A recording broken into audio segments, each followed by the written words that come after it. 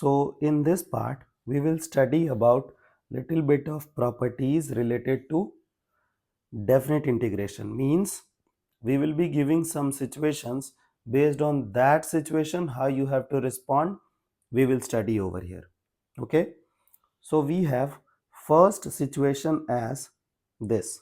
Suppose that your limit is ranging from minus a to a. The lower limit and the upper limit should be same, and one of them should be minus. So it can be minus 2 to 2, minus 5 to 5, minus 100 to 100. This means you should have minus a to plus a, f of x d of x dx. Okay, so in this condition how you have to respond, you have to understand over here. Okay, and these properties are super important. Okay, so you have to practice a lot, you have to revise a lot these properties. One by one we will go through this. In this section we will be solving enough number of questions related to particular property so that you can digest the concept. So if you wish to break down integration from minus a to a f of x d of x, you can write this thing as 0 to a. The limit will range from 0 to a, integration of f of x plus f of minus x. That's it. So both integration will come out to be the same.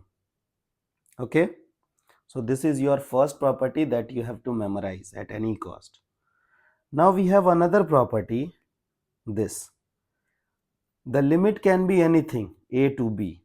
Okay, and what you have to do, you will be getting f of x d of x, okay, dx. Suppose that you are not getting any idea means any idea, so you have to apply this property only. Okay, it can be anything, a to b. Okay, the first property can be also solved using this idea. Okay, so a will become minus a, b will become plus a. Okay, so you can write this property as limit a to b f of sum of upper limit and lower limit minus x dx. So this is your second property. This is King's rule. Okay, you have to memorize this thing. Means what you have to do, you have to add the upper limit and lower limit and subtract x and then dx. Then we have another property. Sometimes what will happen, no, we will not able to solve these like question from these categories. So what we have to do, we have to break down the limit. So if there is requirement of like to break down the limit, you have to use the third property, and it will look like this. So limit will start from 0 to 2a. Okay, it should start with 0 to 2a. Suppose you wish to break down the limit, how you have to respond? Look at this.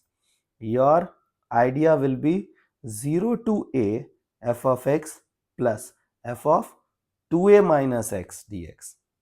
Okay, so these three properties you have to memorize to handle question of this type. One by one we will go through everything. Okay, so first try to understand the first property. The upper limit, lower limit has to, number should be same, and the denominator means the below property, lower limit should be negative. Okay, then in second property you will be handling from a to b, and in that what you have to write, f of a plus b minus x. Okay, sometimes what you have to do, you have to break down the limit. So how will you respond? 0 to 2a f of x, you will be writing 0 to a and then f of x plus f of 2a minus x dx. Okay, I hope you got the property.